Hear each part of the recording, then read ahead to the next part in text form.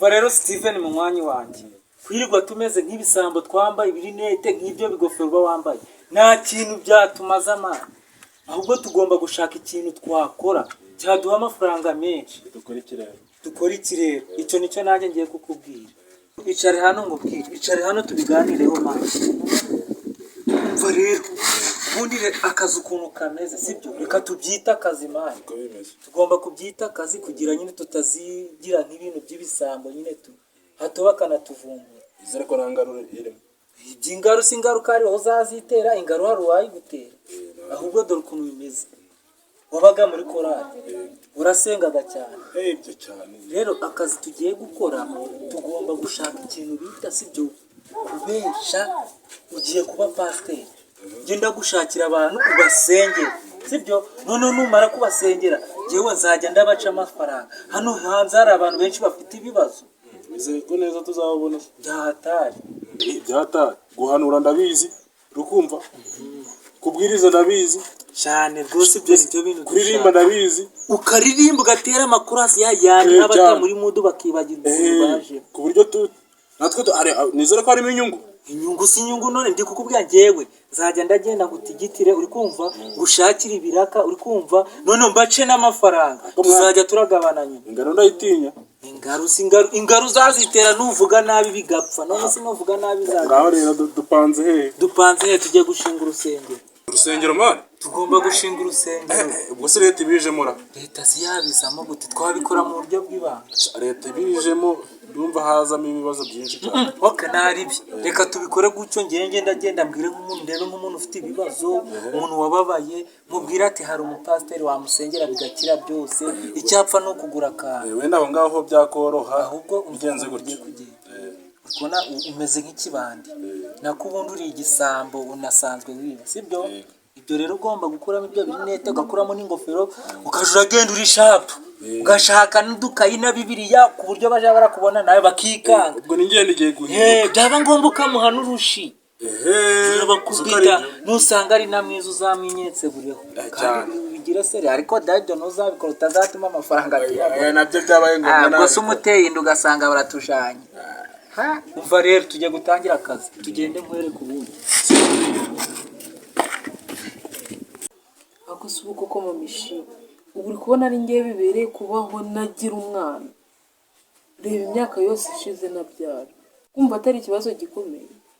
none se umubyeyi uyoboye imyaka namaze nta rubyaro, ntabwo uri kubona ko narubonye. nayobotse inzira yo gusenga, ndasenga ubutayu, ndasenga nizera Imana, mbambonye urubyaro nyuma y'iriya myaka yose. Ntubizi ko nanjye namaze iriya myaka yose? None wowe urahora udamaraye uriyicariye ngo bizagusanga. Senga uve mu ntege nkeya. Ibyo bintu byo gusenga birakora, njye mbyumva nk'imigani. Ubu si ni imigani, ibimenyetso ntabwo byigaragara. Ibimenyetso ni amahirwe wagize, ibitangaza birivugira. njye ntabwo nizera ko umuntu yagenda ngo arasenze ibitangaza birabaye ngabonye urubyaro. Simbyumva rwose, mba numva ari inkuru mbarirano. Kereka wenda sinavuga ngo iki, kereka wenda bimbayeho nibwo nanjye nari ngenda mbibwira abandi, ariko simbyizera pe. Ugeze ujya gusenga nibura ngo urebe ko biremera cyangwa biranga. Naho nagiye nakubwira ko ibyo bintu ntabwo mbyizera pe. Ntabwo numva ko umuntu ngo yaza ngo akagusengera ngo kabyara, ibyo si nibi bijyemo urebe. simbizi. Kuwa kabiri uzanyureho tugende tujya gusenga, dufite amasengesho yo kwiyiriza, ubundi dusenga Imana. Uhereye uwo munsi dusenga ureke ibisubizo bitazaza. Kwiriza ubusa subwo ntasama n'inshonje, ibintu byo kwiyiriza ubusa. Twebwe se ko twasenze tukiyiriza ubusa ibitangaza bigakora. Simbizi ariko uzapfa kuza tujye kuri Gusenga Imana no kwiyiriza ubusa byirukana abadayimoni. uzapfa kuza tujyane tujye kureba ibyari byo, ariko simbizi. Ba mu ntege nkeya usenga Imana, uyubahe, uve mu byaha, uve mu byurimo, uve mu mabwire, ibintu byose bitashaka agaciro bundi Mwese kuba nasama ngo mbyari nk'abandi bose ni ibyaha bibitera n'ibi. None wicarira mu rugo igihano cy'Imana, Imana izagusanga aho uri. Simbizi. Ijambo ry'Imana avuga ngo niwe agera Imana izakwegera nubwo Satani nazaguha. Uzaze tujyane njye kureba ibyo bintu byanyu byari byo. Kagende rero ubwo nzaza kukureba kwa kabiri tujyane. Yego, saa mbiri uzaba ujya gutangira saa tatu. Shano kuri ndababaye.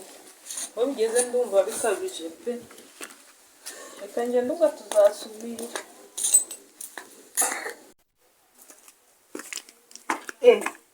Steve umeze ute? Sawa ni sawa. Amakuru se ko mbona uri na Bibiliya n'ibitabo by'indirimbo. Nabuzwe na pastor. Kuva ryari? Ego kwejo bundi.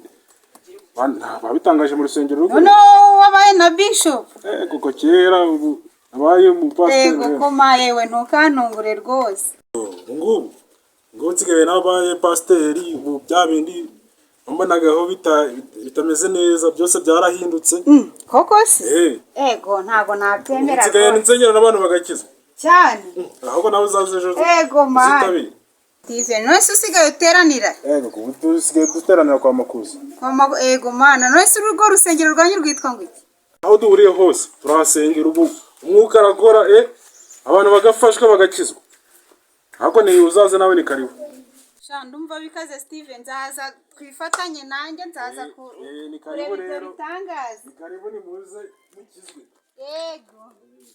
Umva rero Steven, ubwo ibintu byose nizere ko uri sharp umeze neza. Umeze neza Kubera ko bamaye 300,000. 300,000 rero ntabwo bagiye kubimbyazamo umusaruro. Ugasanga banaranyicye bari abagore. Njye naragenda bakumveka mbabwira uburyo pastor asenga abantu bagaki. Harimo abafite niba ari indwara zo kuba batabyara, indwara zo kuba barabuza amafaranga, indwara zo kuba barabuza abagabo, ibyo bibazo byose ugomba kubikomentaho ukababwira ko barakemuka, sibyo? Niyo mpamvu rero nazanye Bibiliya zose izahe n'izahe. Bibiliya zose ugomba kuzifata ukajya usoma mu gitabo ukabosha ukava mu kimwe ukajya mu kindi ugatera n'indirimbo dore igitabo cy'indirimbo, sibyo? Kandi ugacabuka ukaja niba ngombwa umuhurushi. Icyo kintu muranyikubwira ugomba gucabuka. Igitabo rero ugiye kubifata hano ngaha, sibyo? Ngiye kureba ndi kubabaza bamwe ahandi bageze, sibyo? Ubwo nawe genda ube uritegura nyine ubu pastor bya danje. Gatube tubategereje gato turebe. Ngwino urategura ibintu hari amaze turebe.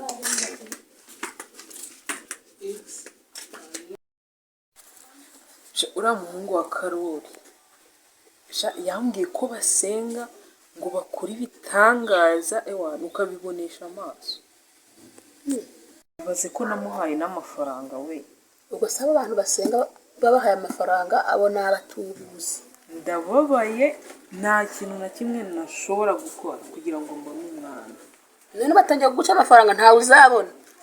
Imana isuka niba nabazabona kari wowe wanshishikarije kujya mu byumba by'amasengesho nihe mpamvu iri gutuma nakubwiye ko Imana ihagije mu bumana bwayo. Nakubwiye ko batanga amafaranga ngiye amafaranga natanze. Ngiye yaraje ambwira ukuntu ibitangaza bikoreka arambwira ni muha amafaranga ngo njyanire ibyifuzo ku musozi nuko bandayamuhaye. Ubwo yagiye kunsengera ngo yo ku misozi arambwira ni tuzaze tujye no mu materaniro niko kuza kukureba rero ngo tujyane kubera ko nawe wari wambwiye ngo Yiza kumbwira ko atanze amafaranga sinari kuzana nawe nari kwigumira mu rugo kuko twebwe aho dusengera nta by'amafaranga no gusenga Imana ukizera gusa ubundi Imana ikikorera. Ako si unago ubona ko mbabaye.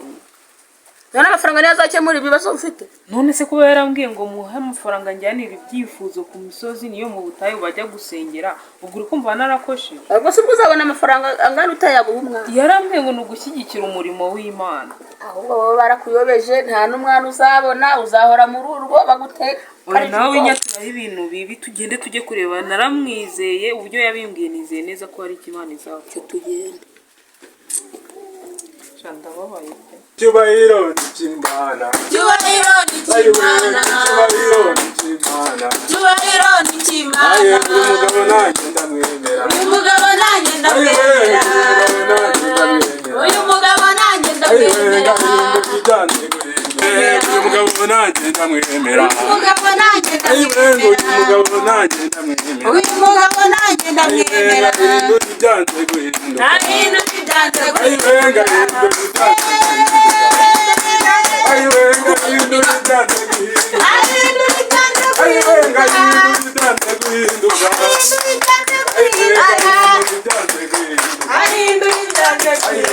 Cyubahiro n'Imana. Cyubahiro n'Imana. Cyubahiro n'Imana. Cyubahiro n'Imana.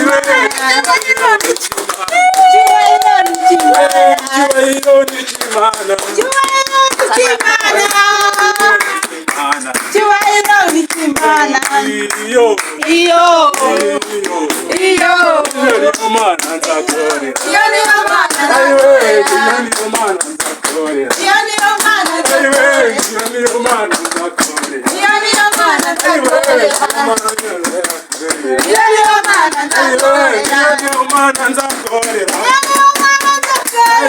iyo niyo mana nzakorera iyo niyo mana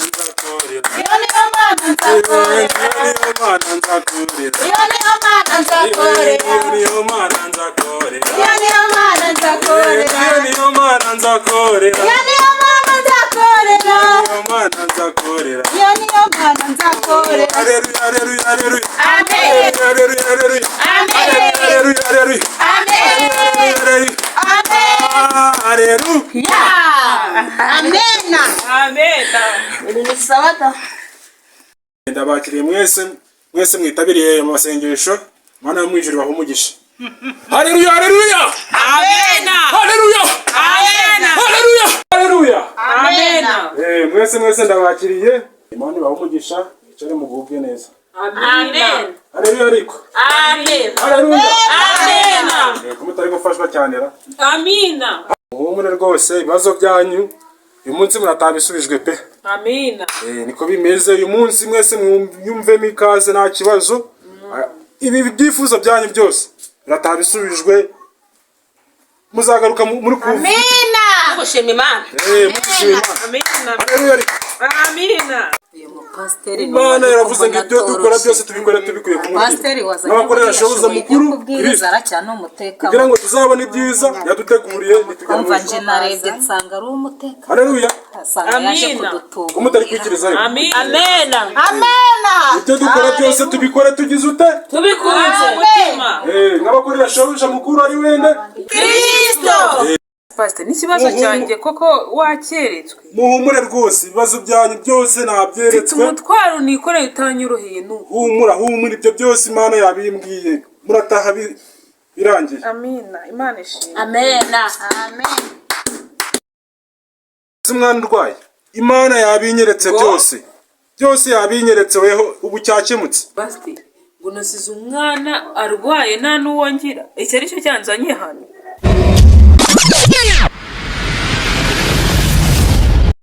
Sibyo nakubwiye ntibarana batubuze. Nta mukozi w'Imana usaba amafaranga. Ari kukubwira ngo wasize umwana arwaye ugeze ubyara. Reka dutegereze turebe ariko buriya wasanga yaravangiwemo gakeya. umva mureke kujujura nta kibazo ibibazo byanyu byose ndabizi imana yabinyeretse murataha bisobanutse rwose mwese rero imana ibahumugisha ubu tugeze mu kanya ko guhimbaza imana turirimbe twese tubyine dutambire imana Pastor tujya uyimbaza bwa kabiri tutarumva ijambo ry'Imana. yego ubu tugiye kumva ijambo ry'imana tuve hano twese dukiranutse ku mutima reka dusome ijambo ry'imana riboneka ubwo narishyize hera riboneka mu bakolosayi ibice bitatu umurongo wa 23 turageza kwa 24 umutwe w'amagambo uravuga ngo ibyo dukora byose tubikora tubikuye ku mutima abakorera shobuja mukuru mwiseka rwose bibaho reka nze ndebere nete gatoya yaje Serakubwira pastor. Pastor. Yo kutababaye. Ariko mana uyu mupasiteri ukuntu yanyijeje ibitangaza ngakora ibitangaza ngo itaka rikaka. Ubu se amafaranga yanjye namuhaye nzayagaruriza hehe ko? ngo umuhaye amafaranga Makeya se. ariko uretse kuba njye nabihore uzi ngo uriya mupasiteri simuzi urandamuzi ni igisambo cyo mu mujyi ejo bundi bamufashe yibye telefone yo kwa Kivanga kuko mana ni ukuri kw'Imana nuko nabaretse ni umutubuzi wa hatari namubonye ahubwo ngira ngo ntago ari we ariko natunguye no kubona ari we ko nta muntu ujya usaba amafaranga yo gusengera abantu. umutubuzi rwose ni igisambo ruharwa Naramubwiye yanga kunyumva naramubwiye. yewe naramubwiye nanjye aranzana sugasugo bihumbisha mufite nk'ikibazo mfite mwari kubigira. urani pasiteri wahe pasiteri Nyabakisi ubundi uragenda ugapasiteri w'igisambo ugenda muzi ugasenga Imana ikakwiyereka. wasenga umwaka wa mbere 2, 3 n'5 Yemuzi bihagije uri Ese ko nasenze imyaka icumi. igisambo.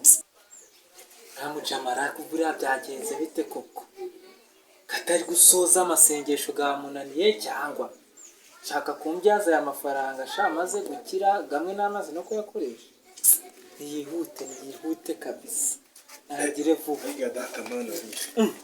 byancanze rwose pe ibintu nabonaga byoroshye ariko ubu ngubu byancanze byagucanze ibyo bintu no wabinzana byancanze ubu nabuze ukuntu nabigenza guteze nabuze ukuntu nabigenza rwose ariko Steven koko twumvikanye wambwira gute ko byagucanze ayo amaye ibwo nayo ngayo ayasigaye ntabwo ugende nawe uyakoreshe uzagenda ubyikorera byarananiye rwose ntabwo nabyumva bakubwira ko buriya nari amafaranga namuhaye nari nayagujije atarayandi ubu se nzayishyura nyakuye he uzajya kugurisha iwanyu Steven ntabwo nabyumva nose njyewe ibintu by'Imana ntabwo mbizi ubu sinakumvire ibisenge ari amafaranga ushaka ari amafaranga tugomba kuyarya mani mwabo bakristo njye narangije kubivamo sinabona nabitsika rwose nabivuye oya mani kari amafaranga tugomba kukarya sinakubwiye ibibazo bagiye barambira none si waba udatubuye koko tugomba gusoma gatoya nakumva baramvangiye ugasanga bigize ute si wambwiye kubizi nawe rero ugira umuntu ugira n'itiko ariko nawe nishakira amafaranga Umva ahiga mana babanu nabatubuzi. Uzi ko nsanze hariya bari kubyivuga ngo amafaranga ngo warayabahaye. N'abatubuzi banyabo batubuzi n'abatubuzi rwose ngewe ko nari nababye kuri ari igisambo ariko mana igisambo nababye no kwa Kibanga yiga gusenga neza rero ariko mana n'abatubuzi banyabo mutekereze yuko nsanze bari kuvuga ngo byamunaniye kuvuga ngo kubwiriza byamunaniye ngo n'amafaranga bagiye kuyatorokana ngo bagiye kugenda ubwo muri make barayagabana mbese ubwo barayagabana rwose ikibazo ibyo bintu wese uzabwira umugabo wawe ngo iki akushawaretse kunsumba bo mureke nze mbereke rero hari ubwo yakumvise buretse nze mbereke ikintu tubakorera maze bagusubiza amafaranga yawe bataragenda reka nze nkwereke ubundi kanze sha harya kande ngwino tugende njye gusoma sha njye kubasomera ariko habe ukomeze ucigire ntacyo ngwino genda rwose nta kibazo uri basomera njye byarananiye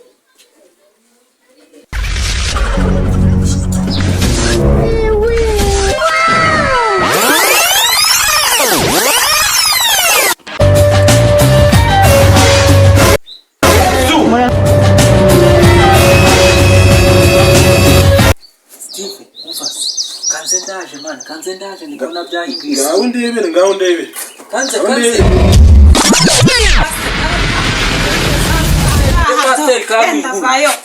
uvuga amafaranga y'undi mwana uteka imiti ibintu byo guteka ibintu byo guteka